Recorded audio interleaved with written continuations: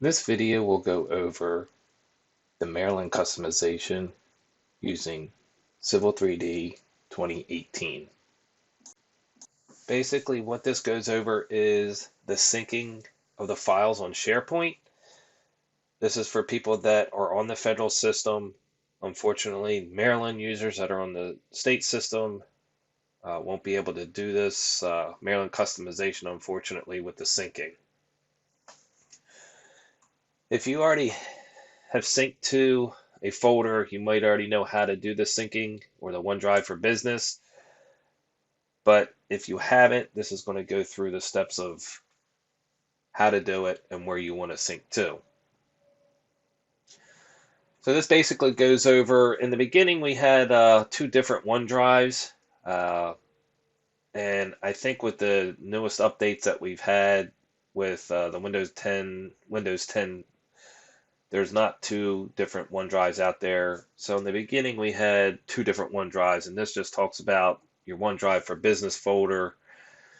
Had stopped syncing it,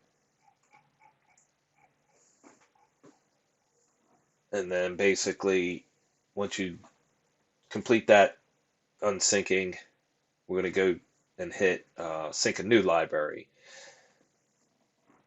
And what you want to do is on the All Programs list, the OneDrive app. So if you click on your programs, and if you notice, there should be a OneDrive. And if you have two of these, that's where we were running into problems with the syncing. So if you just go to this OneDrive, select that, and what it's going to do, it's going to bring up a little bit different window than what I just shown there. Since you stopped syncing, you're going to have to re-sign in if you did that, if this is the first time you're syncing. If this is something that you've already had set up, you'll see this window pop up like it did on the screen here, showing that you've already sunk to this drive and you have multiple ones that you have sank to on this system. But if not, this goes through the directions of setting up your OneDrive. You basically put in your email address, and then what happens, it'll actually show where it's going to have a OneDrive folder created, and that's in the C drive, users, your first and last name, and then it's going to be called OneDrive-USDA.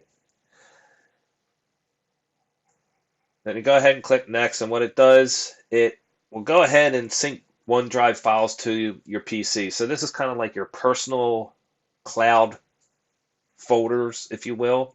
I use this all the time on documents. So if you wanted to, log on to another computer, your OneDrive will be there.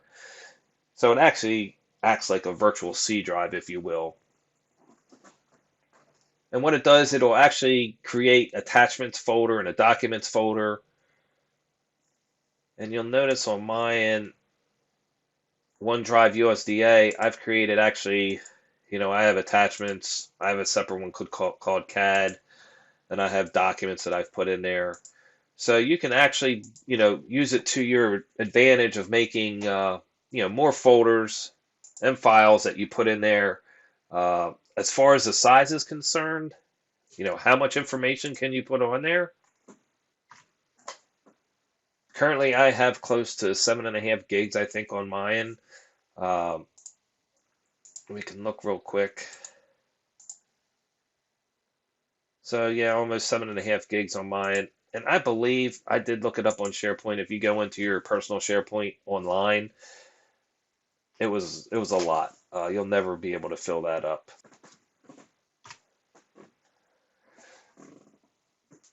So now what we're going to do is actually add items to our OneDrive folder. You'll see a newly created OneDrive USDA folder. So this is the USDA folder that it'll create. Yours will be different. It'll have nothing in there. So we're going to add the folder locations in here, what we're going to sync to. And this will be considered the Maryland customization. And it's under your C drive, and it's under the OneDrive USDA. You can see here.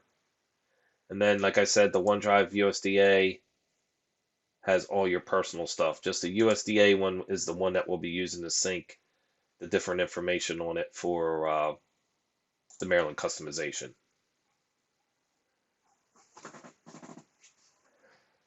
So what do we need to actually sync to this in order to move on with the Maryland customization? There's two folders that are on the SharePoint, and that's the Civil 3D templates and the Civil 3D support files. And what you want to do is you could click this on your, go right to the web.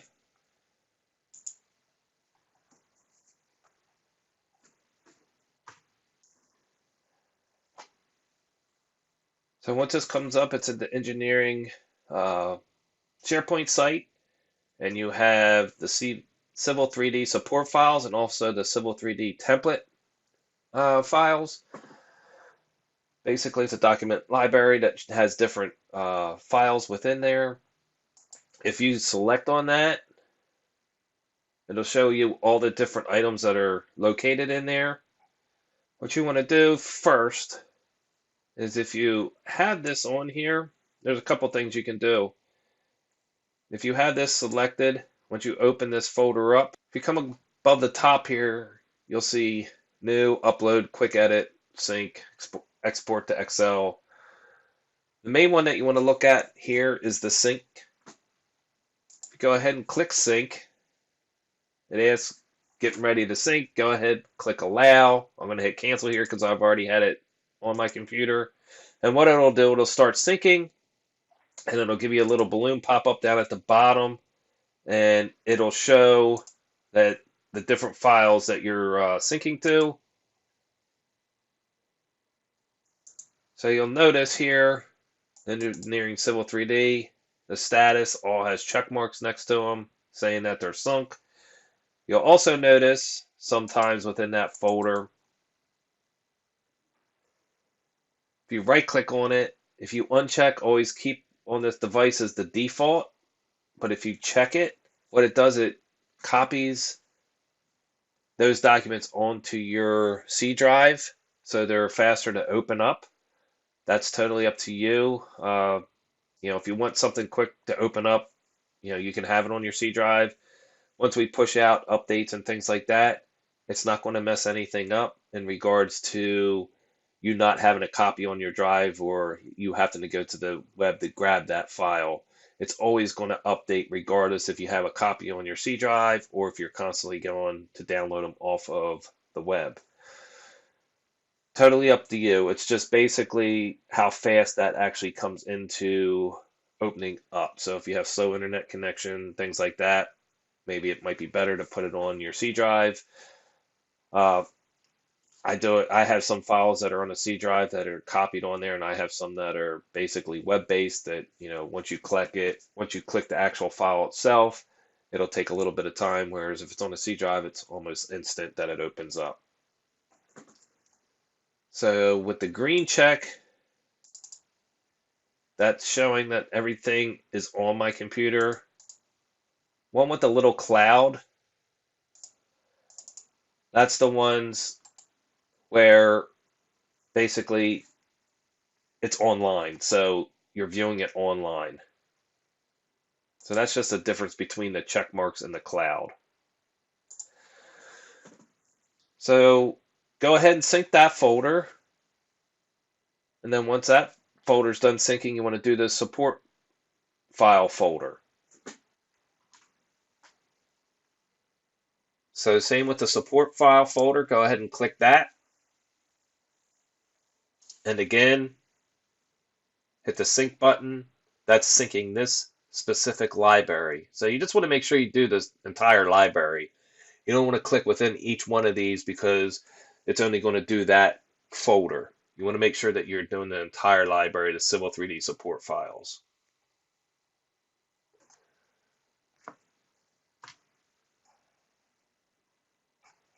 So this is just the directions again. kind of going over, allowing them to sync onto your computer. And again, once everything's sunk to your computer, you'll actually see, a check mark designated here and all the check marks shown here on the folders. And again, this is all the files that are going to be, syncing to your computer. Going over with the cloud icon, I stated earlier that's basically on the cloud, whereas the green check, they're actually downloading to your computer. And then in the bottom right-hand corner of your screen, you'll see a little cloud, and you can click on that cloud, click the settings,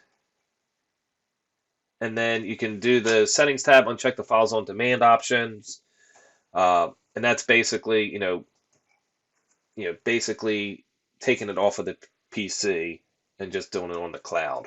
Okay, to get into the actual opening up Civil 3D and syncing everything, there's a couple different things we want to sync to. One is a template file location, the template file name for QNew, the hatch patterns, and also the tool palette location. So we'll go ahead and open up Civil 3D. So once Civil 3D is open, get into your options. So you can right-click options or just type in options in the command line. Go to your files. And what I would suggest doing after everything is actually sunk to your computer, you might not get an error message saying that, it's not there, or to try to download it. So maybe wait until you see everything sunk to the folder or to your computer. There's probably about 1,500 files between the two that have to be, done syncing in order to move forward with this. But if you don't want to and you just want to continue on with this, you can most certainly do that. But just keep in mind that when you click it, you might see a little different window pop up stating that it's downloading it. So don't be alarmed at that. It's just mean it hasn't sunk it yet. So the first thing you want to do is your template settings. So go down to your template settings and your drawing template file location. The default is C program data CAD standard 2018 templates. We're going to browse that and change the location to our shared drive. So you'll notice, again, OneDrive is your personal. The USDA is the actual shared location that's on SharePoint, NRCS SharePoint. So you want to click the Engineering Civil 3D Templates. And the only one we really want to do is the actual templates itself. So go ahead and click OK once you have that highlighted. And you'll see the 0001 to 0099 standard templates. That's a default file location. That's the first one you want to do. The other one is for QNew. The default is the national DWT. We're going to browse again to the shared drive. Under the USDA, under templates, and you'll notice it automatically defaults to the DWT file. Make sure you select the Civil 3D blank DWT. Go ahead and select that one without the 2016. So this is the one for 2018. Click open. And you'll notice that's the default for QNew. The next is for your hatch patterns and the tool palettes. If you want to keep all your tool palettes, you most certainly can, keep all these the way they are, and just add your palettes in there and then just show them. I'm just going to delete all these out because I don't use them. So you could just hit remove, remove, remove, and then browse to add the new one. And again, this is under USDA, under support files, and tool palettes. So just have palette selected, click OK. Then we're going to add one for our hatches. Go ahead and click Add and then Browse. And again, support files, hatch pattern, as long as that's selected, go ahead and click OK. Click Apply and click OK. So that should be everything as far as syncing to the Maryland NRCS SharePoint and setting up your files so when you do a new drawing and when you do the actual template. So I'll go over a little bit on how to open up a new template and the process of going through some of the tool palettes also. So you notice right now I'm still on the actual NRCS National. So if I go ahead and I can close this out, don't want to save changes. But now if I go ahead and hit the Q New, you can type in Q New or hit this little sheet button. If you've done everything correctly, it should show this screen. Zoom extents. This is the latest under SharePoint. And you'll notice here, some people have this, some people don't. But if you want to have this USDA logo in color, what you need to do is you need to go into your print.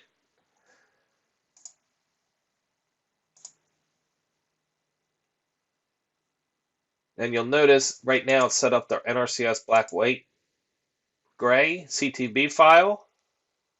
You can click the edit button. And the two colors you want to do are the 106, use object color, and then the 162, use object color. Save and close. Hit cancel on this. Type in Regen. And now you'll notice on your CTB file, it'll show blue and also green. So these are the templates. If you need to open up a new template, or if you're starting a grass waterway, for example, what you do is you hit the little blue Civil 3D A, come down to New, and over to Drawing. The first time you do this, all it's going to show is a DWT. You want to make sure you select DWG on that. And again, if you selected and followed the directions correctly, it should give you all the templates that are on the SharePoint currently. So in this case, if we wanted to do grass waterway, go ahead and click Open. And this is the most current template shown here. And you'll notice that it comes up Drawing 3. If I were to go to hit File Save now,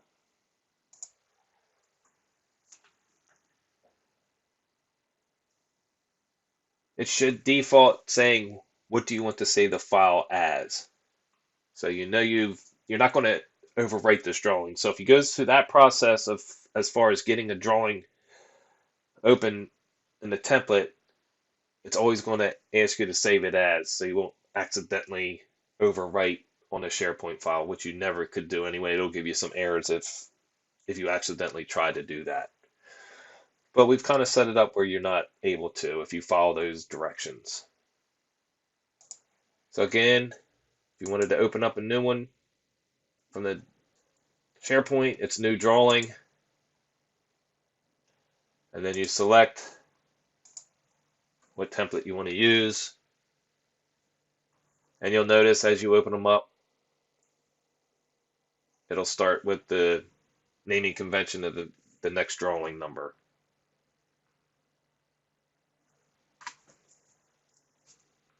All right, the next thing I want to show you is the tool palettes. I'm going to come back to the actual templates and go over a little bit what's in the templates and what to do with them. But I wanted to go over the palettes first.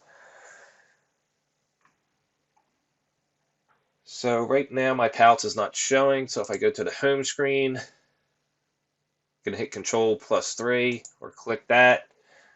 Then here's my palettes.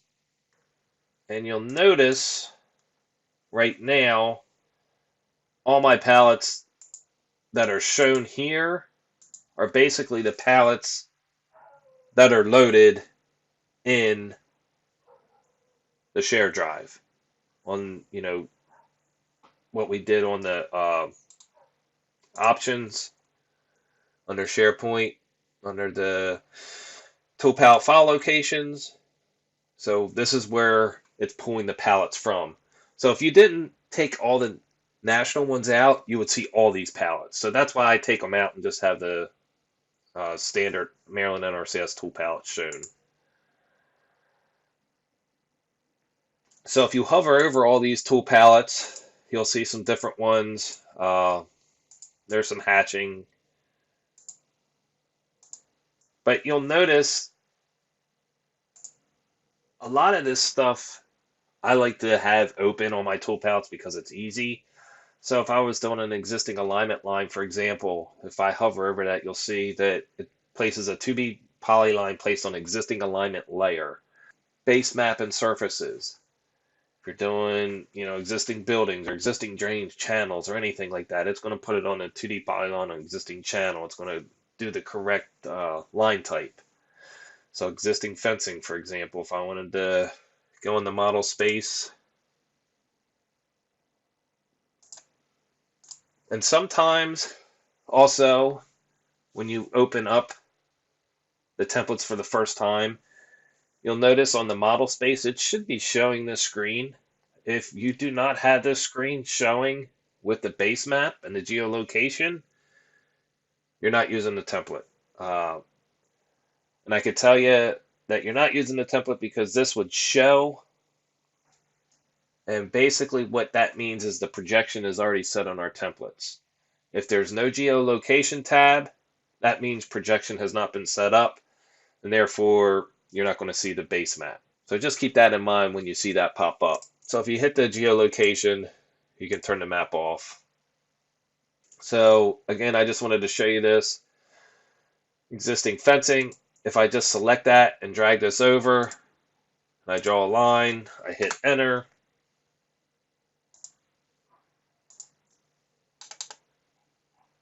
You'll notice, now this line is very long, but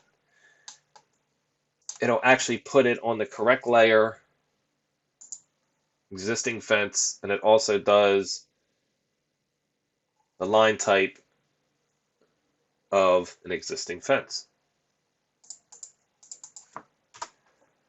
So that's tool palettes. If you like to use them, some people don't like to use them, but they're there if you want to use them. The other thing that I would like to show is the basic commands. So sometimes when your file or your computer crashes and you try to restart it, and every time you have to go to find a file folder, it prompts you to what location and the file path. What you want to do is to type in the command line file DIA at the command line and then change that value to 1. Then it'll basically open it up. So if you were to go file open, it'll actually bring you to your last location of where your default is. But if you were to try to do file open, if it crashes and it asks for the destination, you actually have to type it in the command line. Then you have to just go in the file DIA and make sure that's set to 1. When it crashes, it's set to 0. So just make sure it's set that back to 1. Borrow license. You can basically borrow a license and check it out a license, which will allow you to run Civil 3D while the computer is off the network. You just have to keep in mind on this that NRCS does get charged a fee for the licenses that are checked out. So this shouldn't be used if you really necessarily have to. PSLT scale. This is basically to maintain the same line type scale between the viewports of different scales. So it's going to show you that. Sometimes you'll notice in one scale between one viewport is different, like the line types are off. Just make sure your PSLT scale is set to 1. Sometimes that gets set to the actual line type scale, like if it was a 10 scale or 20 scale, just make sure it's set to 1.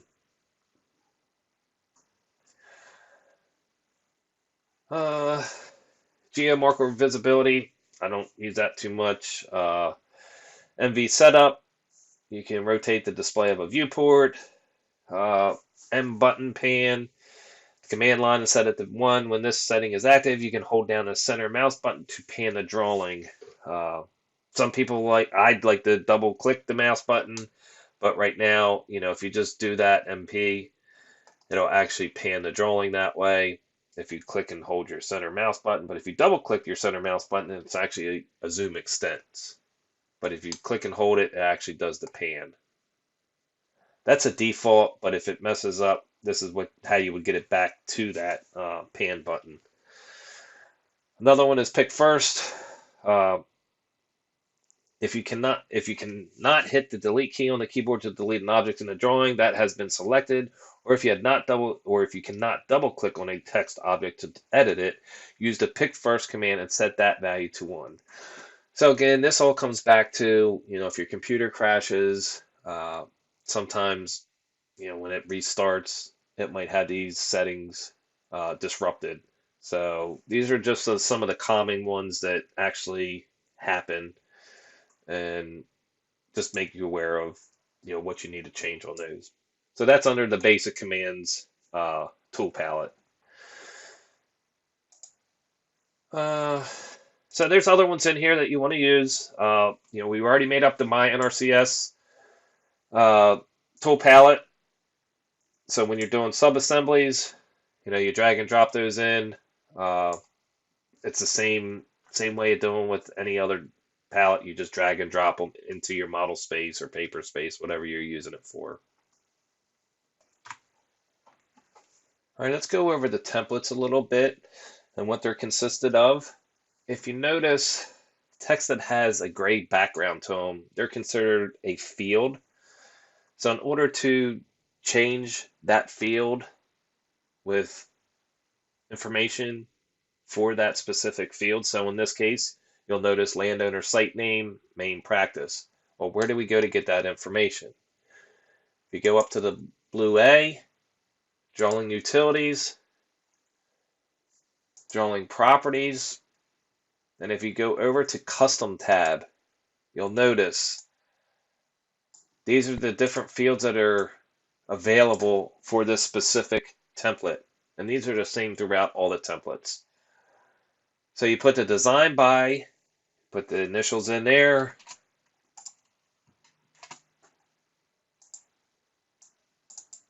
And you can put a copy. You can put a Control V to paste.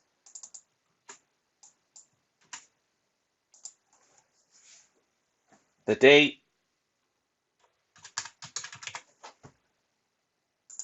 And again, if you wanted to have multiples, you can do the Control C, Control V. Now you will notice that these have dashes as a default. When you go to publish a PDF, or if you send this to get approved, just make sure, go ahead and delete those and put a space in there. So you delete those and put a space. Actually, I won't put a space in that one. I'll let it default. Well, actually, you'll see it.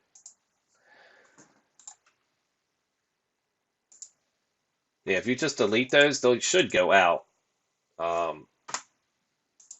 But I always put a space in there just to make sure that they'll go out. So if I click OK, for example, type in Regen,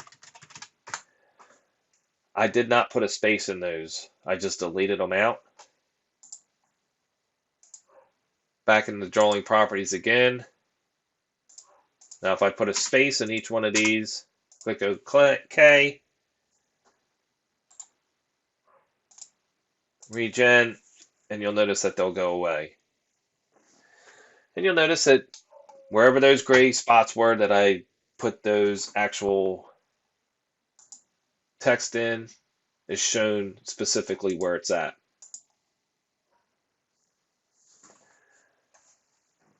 So of course, you want to put your county in there. State, Maryland. Drawing number stays the same. If you have, more than 2 sheets, project site name.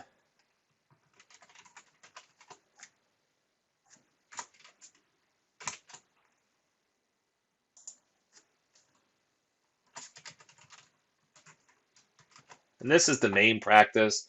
If you're doing a 313, it has roof runoff, it has, 561 heavy use area, you just want to do the main practice that's associated with this. Track number, you can put track number in there, you can put whatever you want.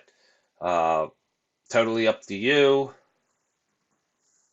Job class, you always want to have your job class in there. And again, city, if you want to change that to something else, you could. And then this is just a phone number for the office.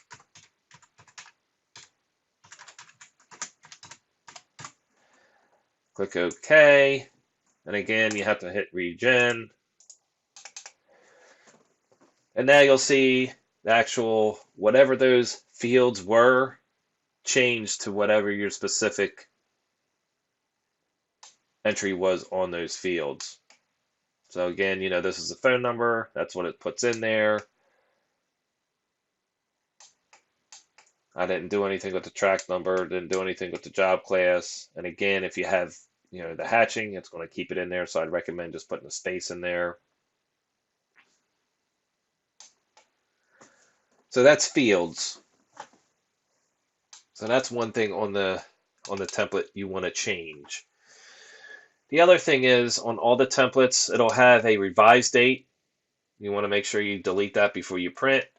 And anything that's associated in red, just has a red text to it, should be something that you should be looking at as the user that you need to change or bring to your attention that something needs to be done at that location. So for example, user to enter sheet names. So you enter your sheet names. If you don't have those specific sheet names, delete them out. But make sure that once they're done, or you change those, to delete the red. So once you made the changes, go ahead and select that red and delete that out. And then that way you've changed that.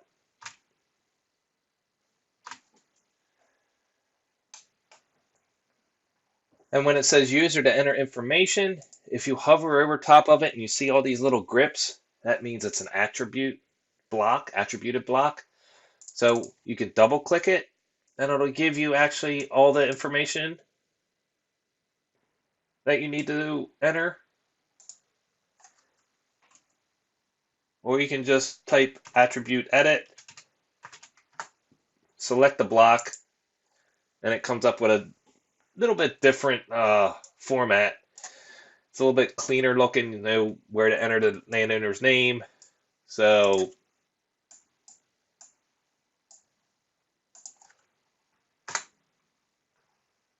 click OK.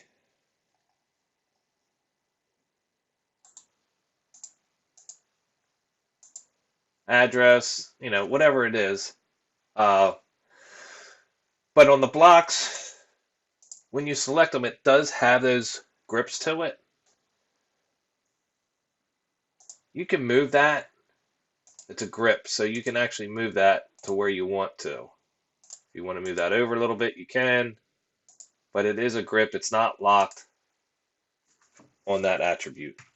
And all the attributes are unlocked. So when you put the information in, you can move all that. And again, once you're done, go ahead and click the red to delete that off of there. And then that way you've completed that function. Again, user to enter practices. Once you select it, if it has those grips on there, you know that it's an attribute that has to be edited.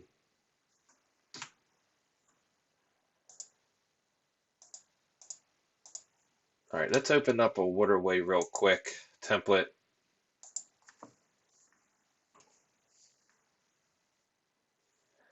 and just kind of show you some more attributes that are associated with that with the grips.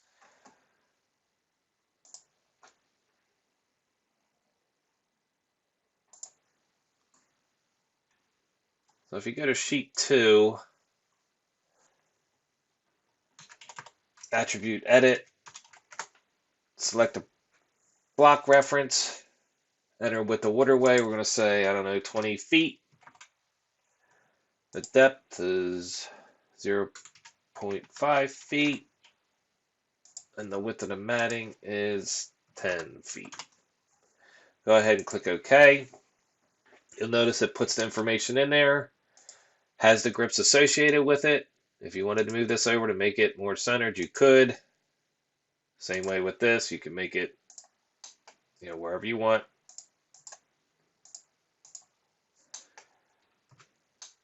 The other thing with blocks, again, there's 2 ways of editing blocks. One is the burst command. So if you type in burst, B-U-R-S-T, in the command line, enter, it's going to ask you select the objects you want to burst. So it's a block. Go ahead and hit enter. And what happens, it explodes that, but it keeps all the attributes of what you put in there, they stay the same. So you'll notice that this attribute, the 0.5 feet, it stays the same. 10 feet, 20 feet. So whatever you edited in that block stays there. And then you can go ahead and change, maybe it's something in here that you didn't want to do. Maybe this had to be, I don't know, 15 years maintenance life for whatever reason. And now you've just changed that block. You want to convert it back to a block, highlight that entire block, right click, clipboard, cut, and then go ahead, clipboard, paste as block.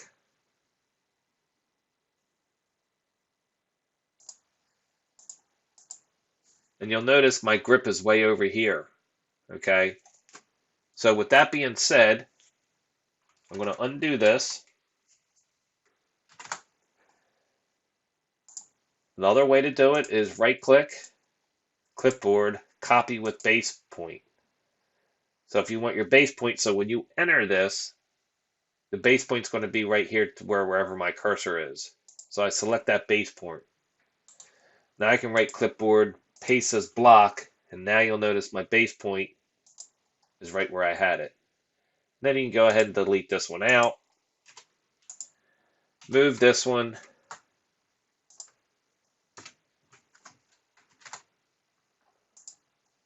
M for move. And you can move it back to where it was. And you'll notice 15 years was changed from 10 to 15. And everything is still there. Now you will notice when you click on this block, there's no grips. So it's not editable as far as the text is concerned now, the attributes. So those attributes have been embedded into that block. So just keep that in mind once you make those changes. You can go ahead and explode the block and do whatever you want with it, but just keep in mind that if there's multiple attributes associated with that block, I would recommend putting in that information first, then bursting it, and then making your changes as far as, the sequence of how you should edit a block. So as a user, you're able to go ahead and adjust those as much as you want. And again, when you come back down here, it says user to click on block and enter information. Go ahead and delete that out. The other way is if I click this, I'm just going to put in some information on this, and double click it, and it says enter length of rock. We'll say 20 feet. Width of rock, 10 feet. And you'll notice with this one, as I enter this information, it shows up right away. Click OK. If I go to attribute edit, select a block, and it brings up this nice table, and this is 0.12. You'll notice if I do it this way, it doesn't show up. But if you double click in here,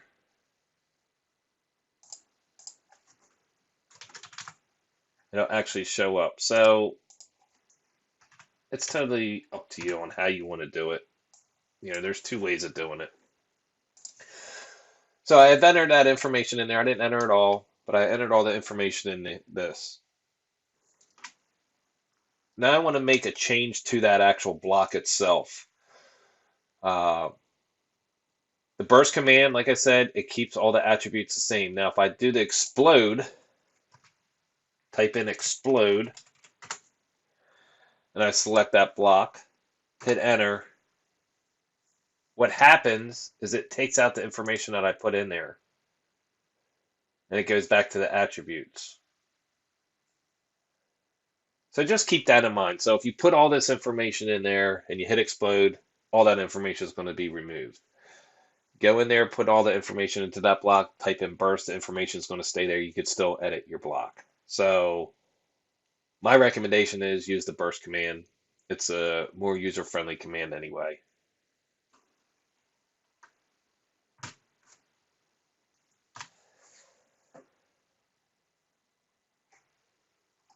You'll notice there's viewports associated in the templates also. And if you select that viewport, they're locked. They have a scale set to them, which is associated with that specific viewport. So if you unlock this viewport and you change the scale to 20, relock it,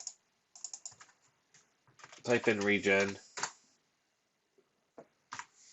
and you'll see that it changes the scale of your viewport.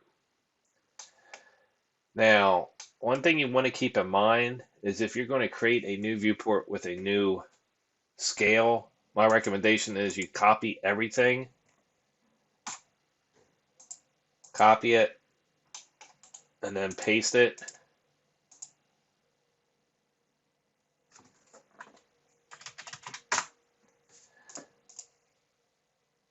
We'll unlock this. We'll change the scale on this to, say, 40 now. Regen, it's 40. That's still at 20. They're separate, so just that's what I recommend doing. Messed around with inserting these toolbars, and for some reason you always get like a wrench coming up saying that it's not associated with a specific viewport. The easiest way to do it is just copy that and paste it into another page or wherever you want to do it. That's the workaround on that.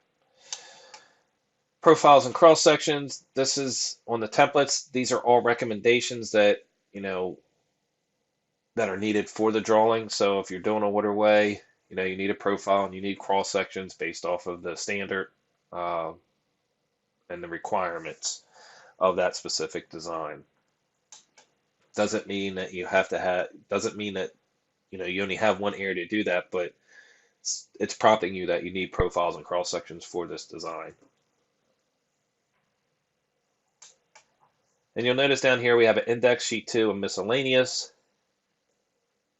There's, on some of these templates, there's other blocks associated with it that are pertinent to that design. So in this case, a waterway, might have different outlets. So a parabolic rock outlet, a trapezoidal, and another trapezoidal rock outlet. You might even have a trapezoidal grass waterway. So you could use this specific block, take it out, and replace it with the trapezoidal. But just keep in mind that, these templates are based off of, designs that have been done in the past and what information has been put into these designs. This isn't the minimum. This isn't the maximum amount of things that are associated with these designs, but it's a start for you being the user of how this design should be put together, if you will. A lot of these drawings are not going to look exactly the same because you're going to have different details, more cross sections, less cross sections, more profiles. So it's used just for a guide more than an actual template, if you will, to help you, the user, get started and have the information there, hopefully at your fingertips on these templates that you can pull from and use that information for that specific drawing. Of course, not every template's going to have every single block that you have at your fingertips needed for that specific drawing. Some drawings might need, in this case, if it's a grass waterway and you needed to put in, a Ford type crossing or something. Well, there's nothing in here showing, the Ford type concrete panel. So you're going to have to grab that from a different template and add those into there. So just keep that in mind that these are, something you as the user, can change as much as you want as far as the templates are concerned.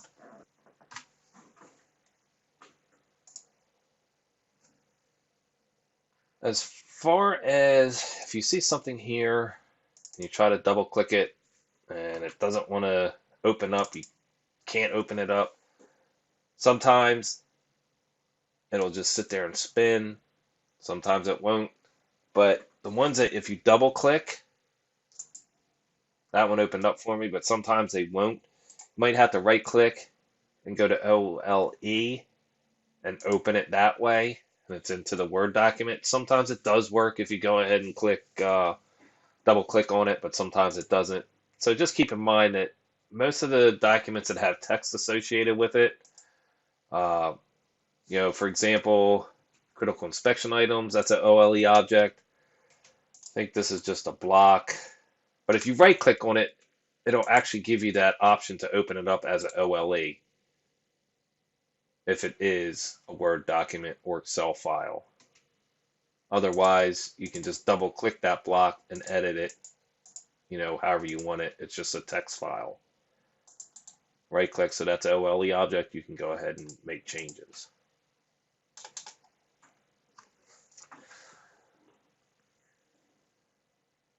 As far as the templates are concerned, I think that's pretty much it. I do want to go over a little bit on the Design Center between templates. So Design Center is a pretty cool function that I think doesn't get used enough on a lot of the drawings that are out there. It's a good way for you to move between drawings, meaning that if you have information that you created in one drawing, and it could be a page setup, it could be a line type, it could be a block that you've created, it could be, a text style. Any of those items you can actually drag and drop into a current drawing. So what you have to do to get to your shared drive is you go to your C drive, then go to users, then go to your specific name, and then you have to go down to USDA, and then you'll see the templates in there, expand those, and again, expand those again. So we were looking for stream crossing, so we could go ahead and select that, double click the blocks, and once all the blocks are loaded up,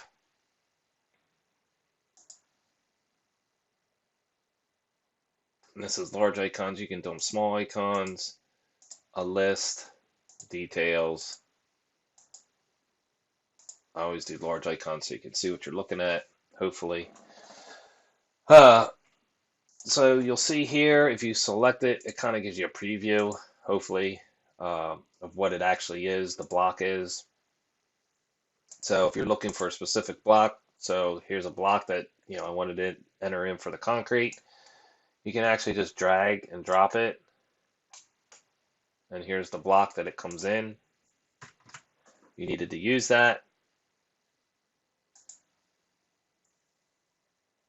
If there was anything else that you were looking for, if it's something to do with access lane, you can drag and drop that block in also. So that's one way to use the design center for specifics that way. Another way that I like it is you can actually pull in pages. So that's specific blocks. But if you have the layouts, so if I go to sheet 3, and you'll notice we have index, sheet 2, miscellaneous. If you go into your design center, you'll see index, pipe crossing, sheet 2, sheet 3, sheet 4. If I took sheet 2, you'll see it doesn't do anything with that sheet. So if you have a sheet 2 down here and you drag and drop that sheet onto your current drawing, nothing will happen. It won't overwrite it, it won't copy it. You have to make sure that you either rename this as sheet 2A or sheet 3, whatever. Make it different than what you're actually wanting to add in there if you want to, grab that sheet 2. But in this case, since we don't have a sheet 3, I'm going to drag and drop sheet 3 into our drawing. And what it does, it pulls in all the properties of that and all the actual blocks. So you'll notice now the way that's set up in sheet 3 has all the different blocks, everything associated with it. So it's a nice way of, taking information from one drawing to the next by using the design center. So you could do sheet page layouts, you can do page layouts, you can do dim styles, specific layers if you wanted to grab and drop them. So use that to your advantage. The design center, I use it a lot. That's just something you can use. So that concludes the training for the Maryland customization portion.